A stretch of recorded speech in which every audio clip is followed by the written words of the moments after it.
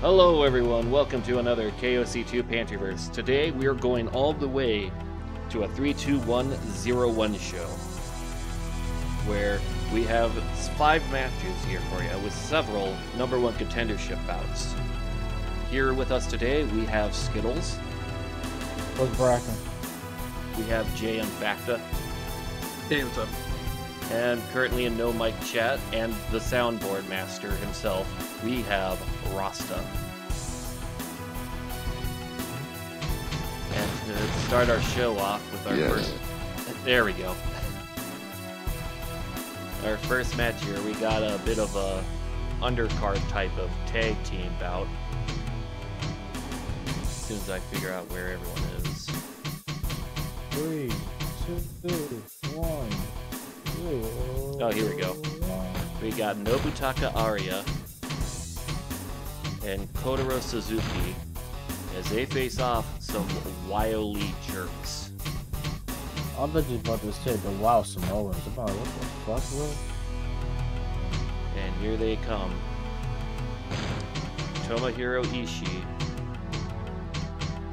and Kuni... Okay, this is supposed to be Kuniyoshi Wada, so I'll just put Takashi Wano in protest.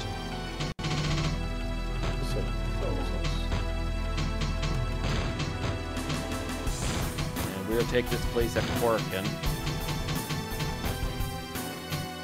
Shinsuke Abe is the referee. Okita is the ring announcer. Here we go with match number 1. Yeah, we've had an interesting weekend in a lot of wrestling shows. We had the very first Collision. We had Noah in All Japan and New Japan have some nice shows. Actually, like, I would say this about Collision. It was actually pretty fucking good. Like, it was, like, really good. So, like, I would say this. The opening promo, it actually got me a bit because, like, with all the stuff we've been hearing about, you know, the whole ESPN interview and all that shit, it's like, part of me puts, like, they are playing this out. Like they using this as, like, a storyline. But it could be shoot, it could be storyline. I don't know. Nor do I care. But it just feels so... I don't know. I think it's probably going to be more between Hangman and Punk than Elite CMFTR, though. Yeah, it'll be like that'll be actually like I'm all in for that. Because the majority of that interview was all targeted towards Hangman. Yeah, it's hilarious. Hangman and the funny and thing Punk is, Hangman doesn't in. have Hangman doesn't have those restrictions on him, so he can, if he wanted to, he could say his piece. Yeah. So I think this Nobutaka you, the ace of IWA Japan. And here he comes. Arya has a good theme song in this game. Well, it's a good moveset. Yeah, it's just a shame he never really got far in the end.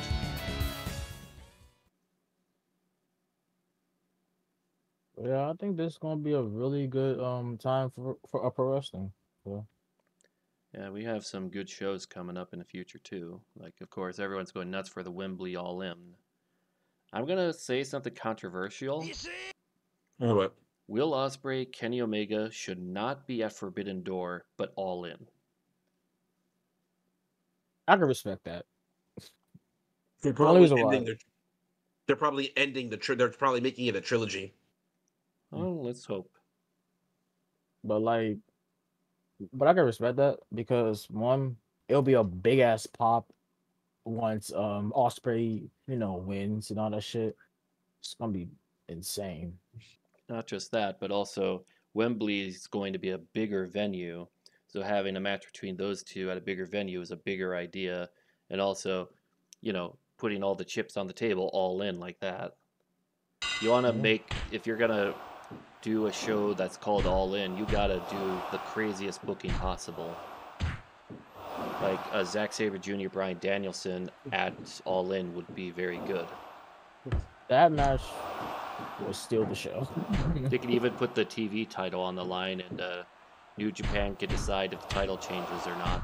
Or just do the 15-minute time limit draw, just, you know. Nah. No, they're doing a draw. They are not. Because Bryan Danielson, I don't think is going to be making any New Japan appearances. Unless it's New Japan. Especially since he's part of.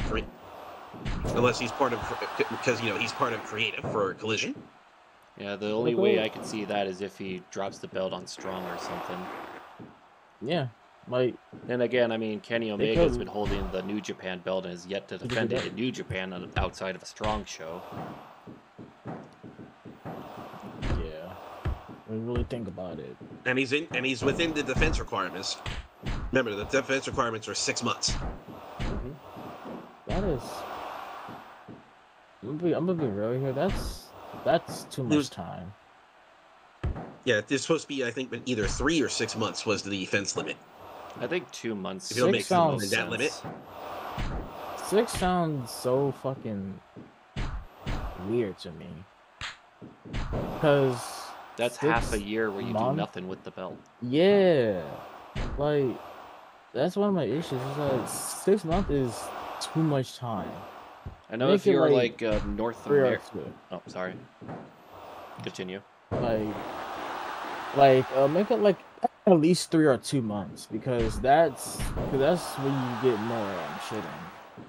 More, yeah, I agree with that. For the time. The Japan style. Well, they can't do 30 days because they don't operate the whole month. Yeah, like 2 to 3 months in the Japan schedule makes sense for tours. But in America, so let's be real. Strong, U.S. wrestling doesn't follow the.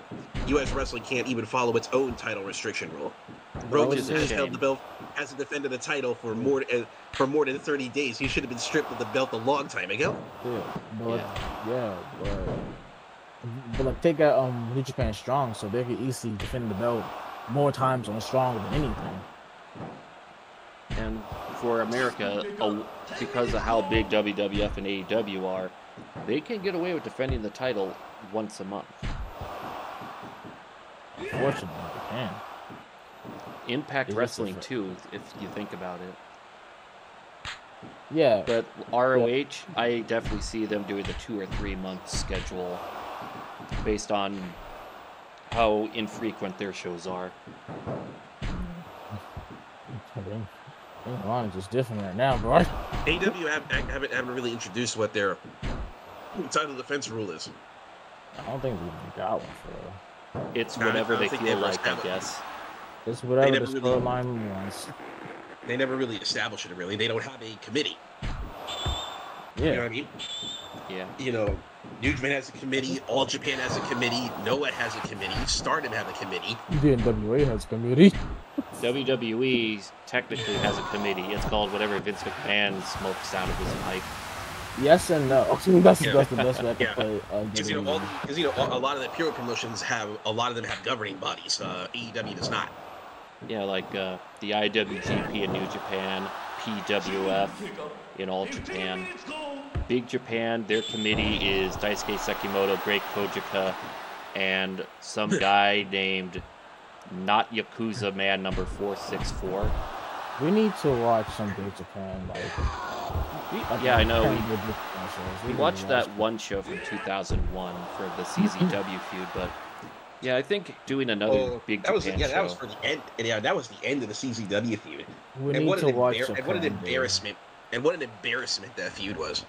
Yeah, and then crazy that it's the promotion it leaves. I will say though, Ruckus and Trent Acid were great on that show. I fucking love Ruckus, bro. Yeah. That is my boy. I don't think Big Japan ever truly recovered from that. No, because that was their first time ever in a venue in front of over 10,000 people and never done it since. That was their biggest crowd ever. Because of how much money they lost, and a lot of guys in the Big Japan side were injured. Oh, yeah. And I think one of the top guys that they were building at the time alongside Honma, I think he got injured. He got badly injured in that feud. Oh, yeah. I think after that feud, I don't think we ever saw Matsunaga again after that as well. Matsunaga probably was still around. He just, you know, as a regular wrestler, he most definitely, in the 2000s, cut his touring. Yeah, I'm pretty sure, if I remember correctly, I think he was pretty hurt as well. He's always hurt. Have you seen the matches he's in? He was in a match where he was thrown into a pit of piranhas. That is awesome. Oh, wow. The Wily Jerks won their match. Yeah. Yeah, because you got to remember that, you know, Big Japan don't have the, you know, Onita fuck you money. You know what I mean? Look at Onita. Big Japan is basically Kickstarter, the wrestling promotion. Relying on crowdsourcing. I still can't believe that Onita did that deathmatch for the All Asian tag after coming back from heart surgery. I just don't believe that. Well, I got some good news. We got a #1 contender match coming up. He's hurt. My guess is he's hurting for money. That man did not save his money, and you know he didn't. He doesn't even know what being fiscal responsibility means. But yeah, I remember there was a person on Twitter way back who was criticizing all these old-ass wrestlers for not saving their money, and then they have to beg for money from Kickstarter and stuff when you're injured or somebody died. Brother, save your fucking money, you fucking idiot. That's hard. Instead of drinking beer and popping pills all day. I don't think you understand how hard this is, JM. But speaking of hard, it's our #1 contendership match. Grand Naniwa and Juventud Guerrera. Winner gets a title shot against Naomichi Marufuji for the junior heavyweight belt. This should be an interesting bout. Should have cashed in those IOUs you had with Paul Heyman. Oh my gosh, even Paul Heyman would accept an IOU.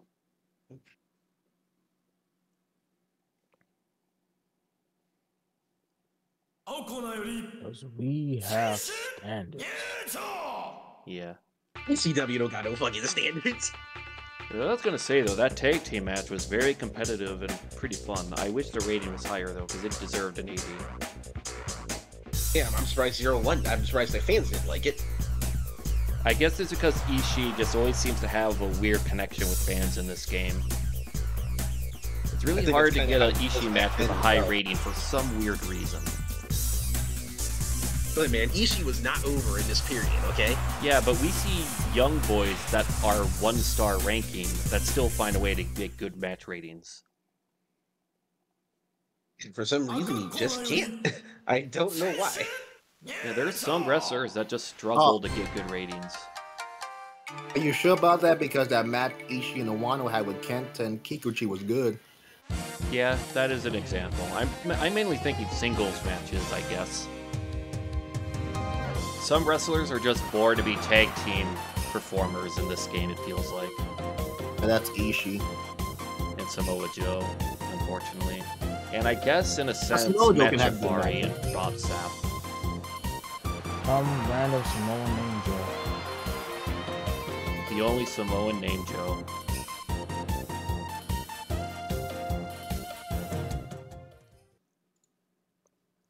And this is going to be a fun little bout. Who do you guys got for this one? Here we go. I'm gonna go for Grand Naniwa. Because you love his seafood restaurant? He makes a good I want lobster crabs. boil.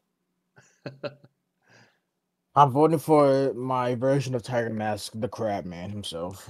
So you're either going for a crab or you're going for the juicy juice, and I don't know. The Juice Federacy and all that meme. The Juice Federacy! I think Hollywood JM, who supplies him with the imitation crab for the calamari pasta dishes and whatnot, Grand Naniwa. He's the Brutus Beefcake to Hollywood JM, to JM's Hollywood. So far, a 50-50 match. Ooh, nice.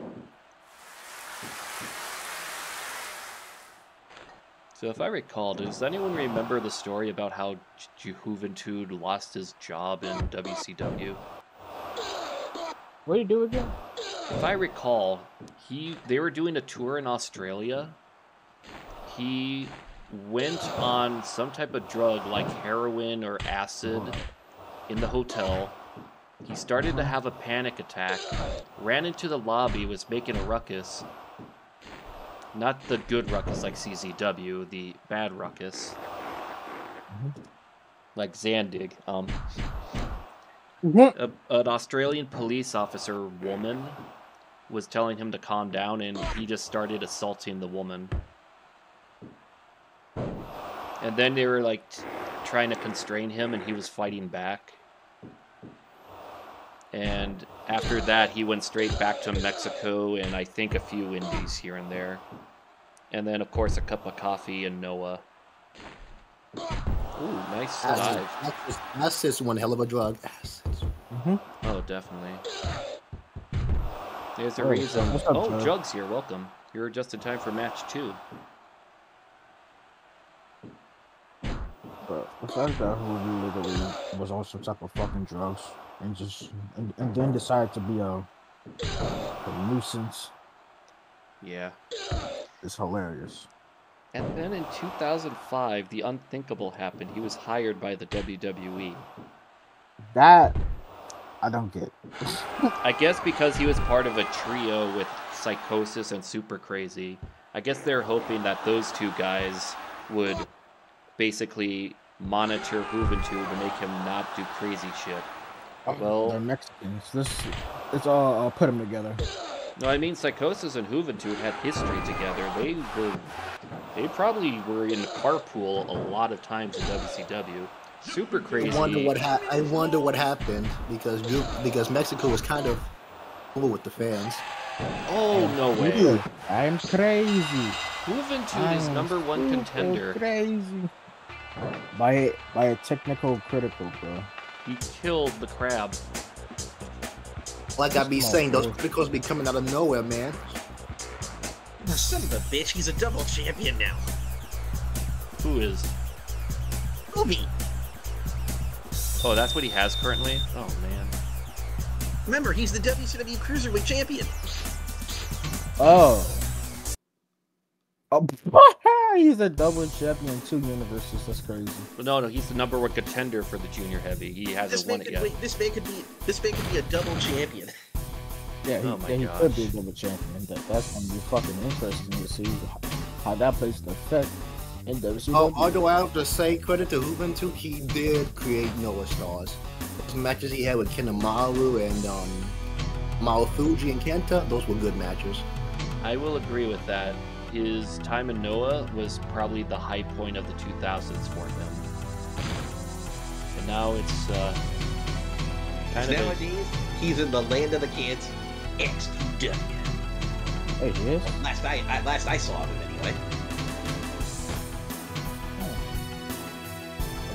Unless he's doing something else now.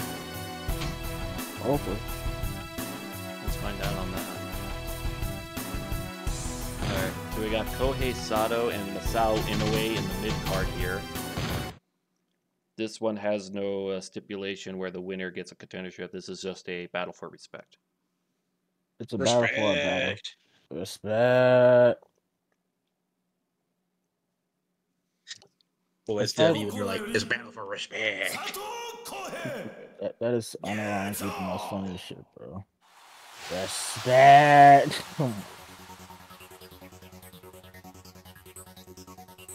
But what was that? Dang, bro, I don't know where they're getting these fireworks at, but god dang, they almost sound like explosions. Yep. They're shooting fireworks in the middle of the day? Usually you save that for later in the month, into July. Or at night? Man, you know. June, and they've been popping it for like ever since this month now. Wow. Is there some holiday in Africa? In Africa, he's Father's Day Jamaican. today. Like, what better way to show I love you, Dad, than by shooting fireworks in broad daylight? I mean, no lie, that's some shit I would do for real. But you know. Oh man, you should have just Masao's anyway other theme. I like his other theme better. Yeah, but the other themes don't come with the Starfucker attire. Oh, that's whack.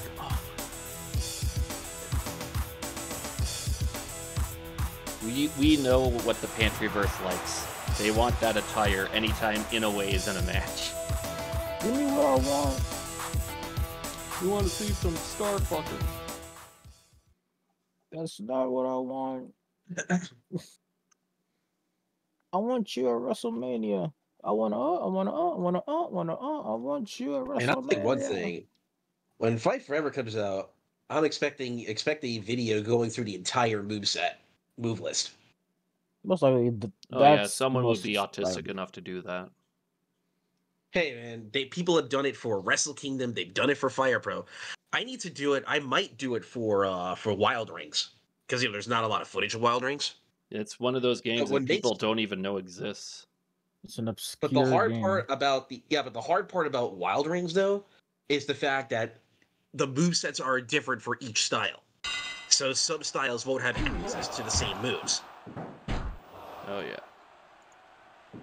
So if you go for the sumo style, half the moveset is locked. A lot of the movesets are locked. That's what makes it, kind of difficult.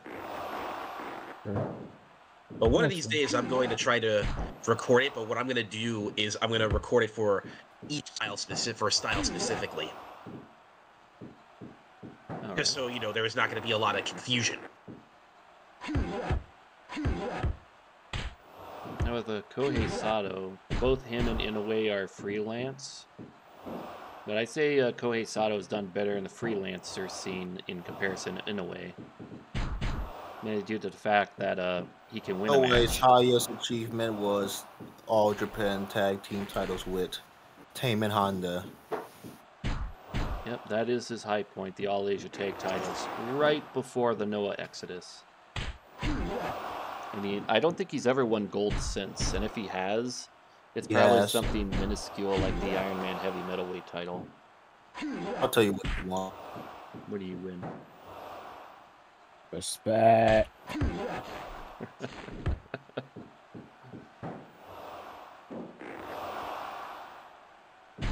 But it is though. I don't know. So far, a very even bout. His current title was this year. Oh, what title did he win? He won the All Asia Tag Team Champion with Takao Inoue. Oh, that's right. For 27 days.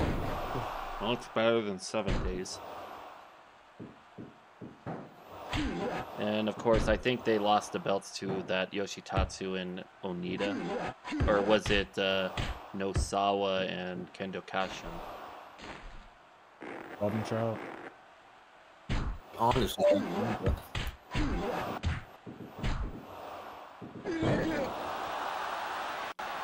Seeing some good performance here.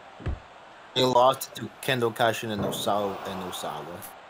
Who then lost to Yoshitatsu and Onita, who have been holding it to this day, right? 134 days. That is way too long for Onita to hold a belt in this day and age.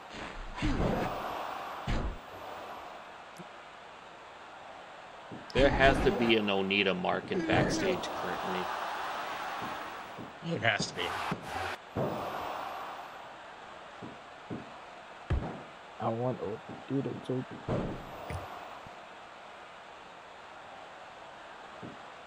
Oh, he's got a torture rack. Okay, so I got a Wait a second, Pure Power. Do you know that guy who was in the Virgin Killer sweater in the All Japan show? Hikaru Sato, he's a Tenaru Project Junior Heavyweight Champion. Yes, he has now held the belt for 368 days. Over a year, and the high point of his career so far with that belt is a Virgin Killer sweater. And maybe an All Asia Tag Team title reign. You fucking know it, boy. What a weird career he has. Actually, he's a double champion. Boy. What other belt does he have? Spirit of Ganbare World Tag Team Champion. Okay, so he's a big indie star then. Yep. What a Uranagi from Kohei Sato, and another one. Alright, so I got a question for all of you. Okay. Who do you think is going to win in the match? Prime Onita or Mick Foley / Cactus Jack? That depends on the promotion they're in. Basically, And the match. the match. If it's FMW, Onita's winning. If it's like WWE or some other promotion, Mick Foley's winning. Right, IWA Japan, it would be Onita. Alright, how about this? Just in a death match in general. Mick Foley is known to not politic. Onita is known to politic.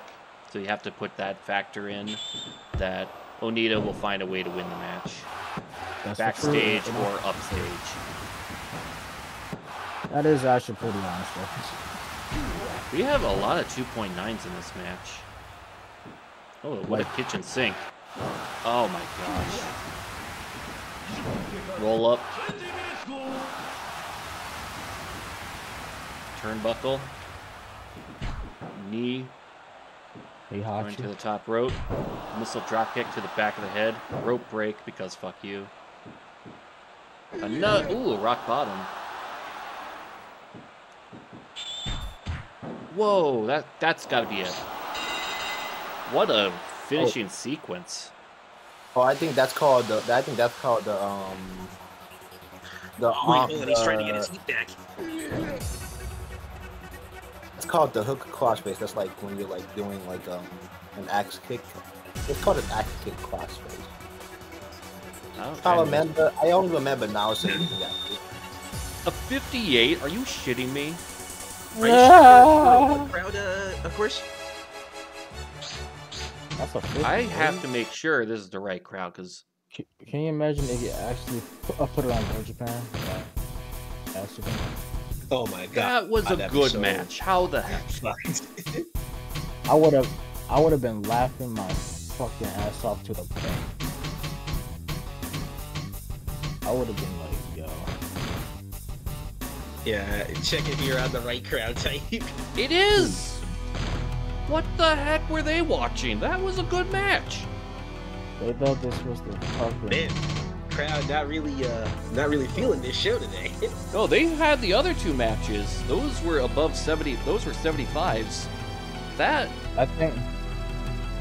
was any other crowd. That would have been above 80.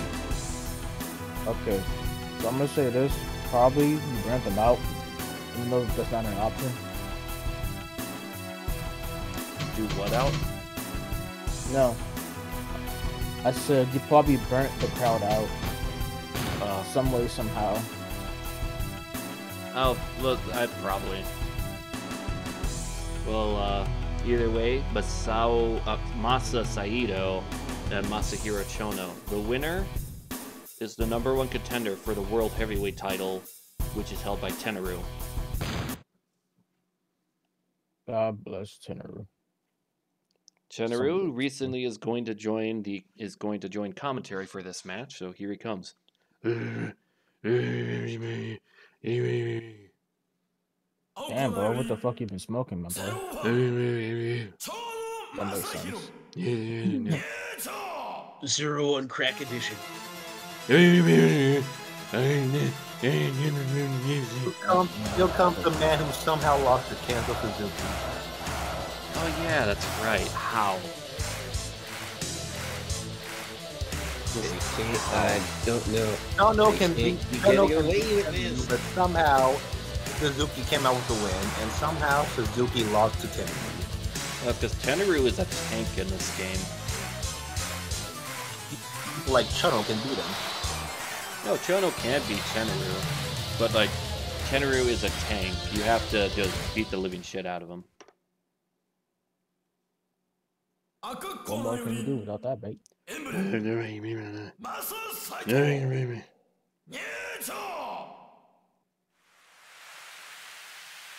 Tenaru is a man of few words for a reason. But here's a leader of the wily jerks.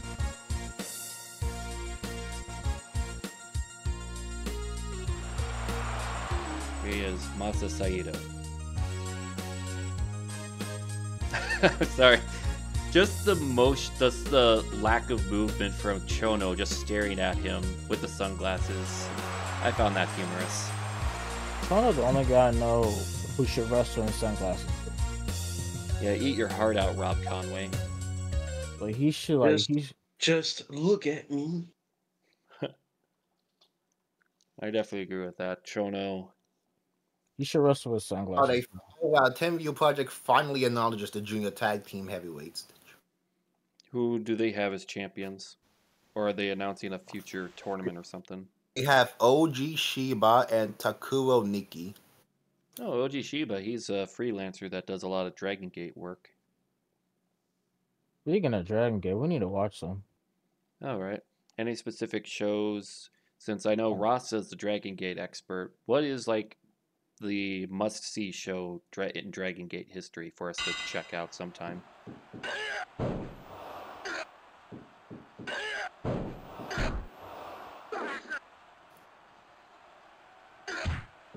I know it's that one show.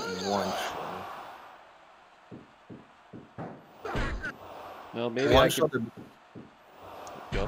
One show to check out would be it would be Dragon Gate Dead or Alive, 2023.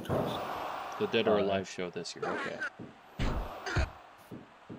No, JM, I guess we got a future stream and check out that Dragon Gate show. Should be on either Archive or VK Video.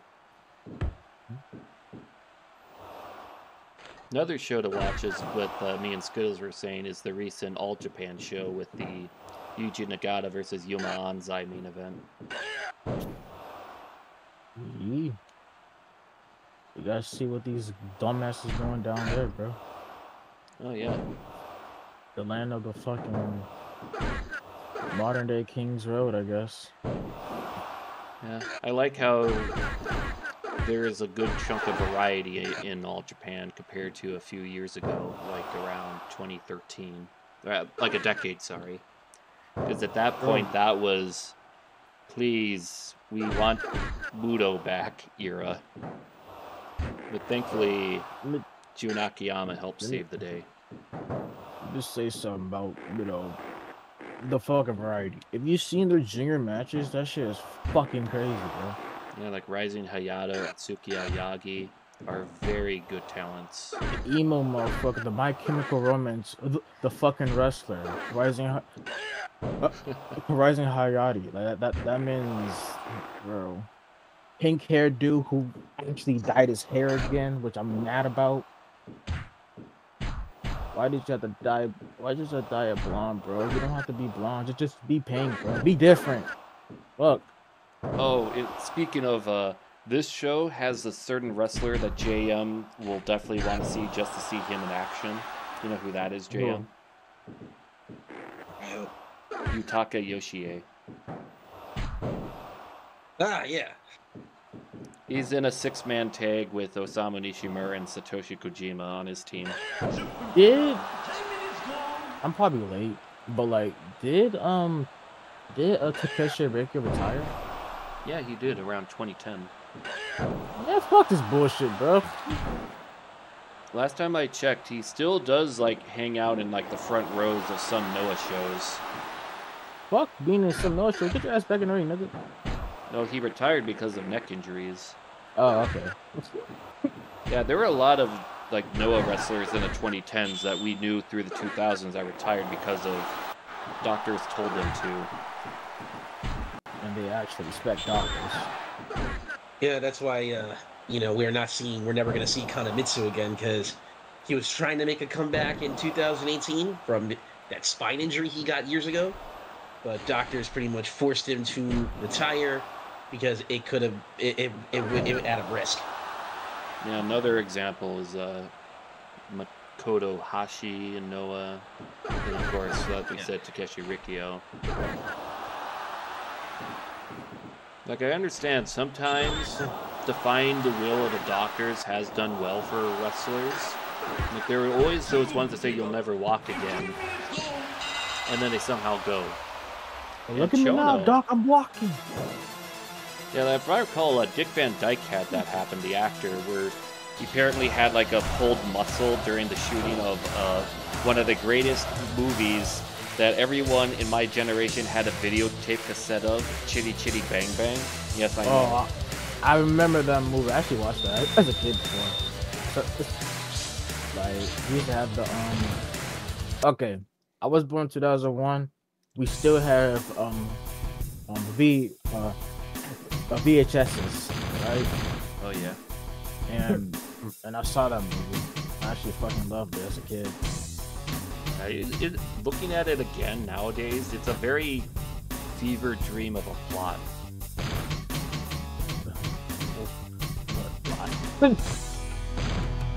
But I don't even remember what the fuck the movie is about.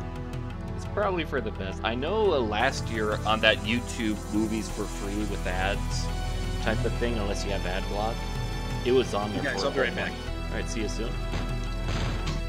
Now our next match, tag team #1 contenders match, where we have Brock Lesnar and Terry Gordy going up against Osamu Nishimura and Osamu Kido. Let's go. Brock the Puss.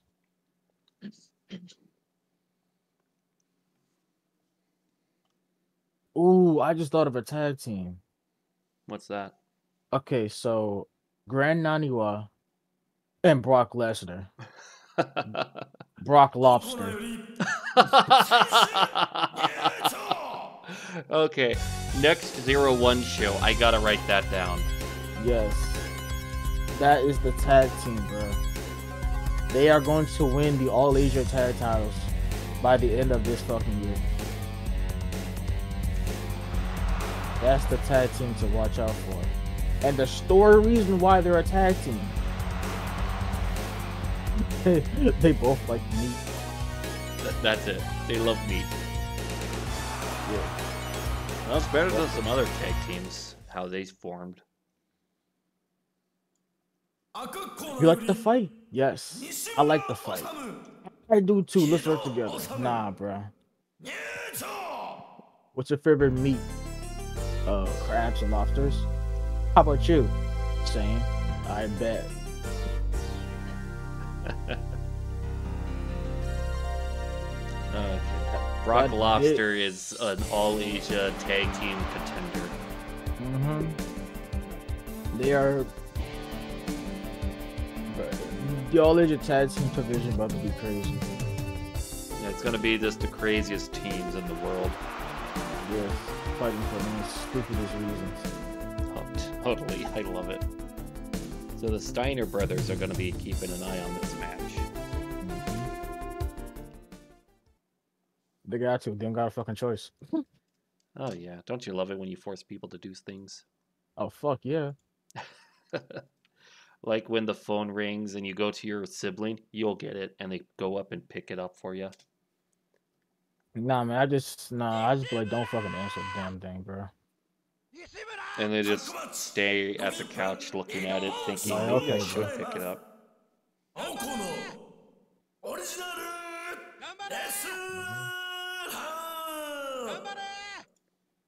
This is going to be a fun little fight. I think, though, Lesnar and Gordy are the favorites to win this.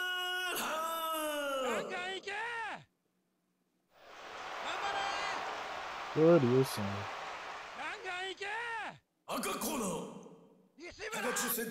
And here's Osamu Kido, a former IWGP Tag Team Champion with Akira Maeda. And that was the only belt he ever won.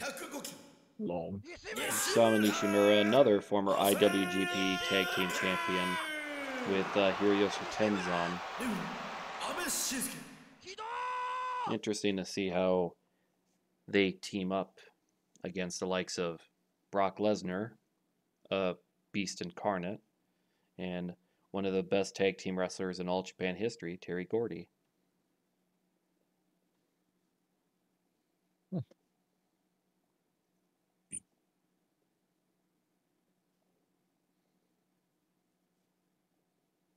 The thing is, mate, that you got to understand who the fuck is going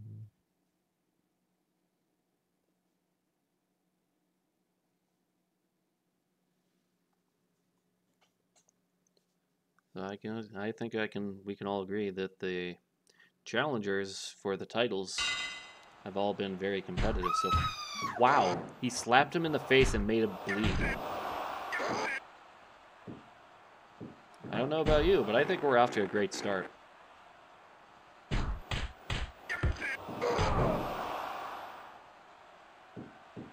Brock freaking Lesnar busted open in one slap. Yeah. To Now- start the match. Now, you know what's gonna happen next, right? Mayhem. Destruction. Terry Gordy. Brock might end up shooting on this motherfucker, bro. That looked like a shoot suplex. Homie's about to do the fucking what he did to Braun Strowman. Slow it down. Just clock him one good time, make him reflect his fucking life decisions.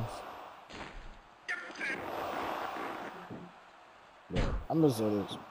Brock, this is a controversial thing, probably, maybe. I don't know yet. But Brock Lesnar and New Japan has to be the most interesting fever dreams ever. I can understand why. Like yes, he did a whole lot of, like, in a sense, damage to it, to like a New Japan.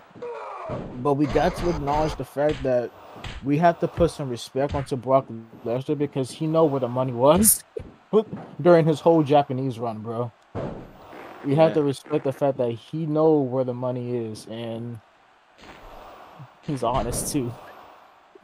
Yeah, the whole taking the belt with him, though, that was a massive... That was fucked up. Like, that was jacked up. That is something... It's so fucked up, the fact that he did that. But I have to commend him for basically, like, it's just... When I first heard about him in, like... when I first heard about him in New Japan, I was like, what the fuck, bro? He was in Japan? So, like, I looked at his... He wasn't really that bad. Even though he was a dominant force. And that's the best way to book him in Japan. Because he's a menace to society in so many ways. He's a menace to society in more ways than one in Japan now. Yeah, hilarious too. But at least we could say his New Japan run was actually pretty successful because he did win the title, like a motherfucker. Yeah, but he's the worst IWGP Heavyweight Champion ever because of all that stuff. Like, in terms of match quality, that definitely goes to Tadao Yatsuda. Yeah, but hey, man. He went there for the money, he got the money, and then he did. That shit was crazy, bro. Yeah, you think you could have, like, I don't know, gave the belt back like Stan Hansen did for AWA? I mean, yeah. Nah. I mean, yeah, Stan Hansen ran over the belt several times with the car before giving it back to Vern Gagne, but still. Wait, what? Yeah. Oh, Brock Lesnar and Terry Gordy won. That is fucking hilarious, bro. Wait, what about Vern Gagne? How Stan Hansen gave the AWA belt back to Vern Gagne. He ran it over a couple times with a car. That is fucking They hilarious. wanted him to trap the title. I'm sorry, but that is fucking hilarious. So there you have that. Let's see what the crowd thought. Well, the match was short. Okay, so there we go. There's our contender matches. So in the future, you'll be seeing 3 0-1 title matches sometime in the near future. Ooh. Brock Lesnar and Terry Gordy versus the Steiners for the tag team titles. Juventud Guerrera versus Naomichi Marufuji for the junior heavyweight. And Masahiro Chono and Genichiro Tenaru for the 0-1 heavyweight title. What was everyone's match of the night so far? This whole show was a blur to me. Very well. I hope you all enjoyed that. Let's tune in next time when we go check out the Indies, Muscle One and EWF. Until next time, have a good night. Stay hydrated.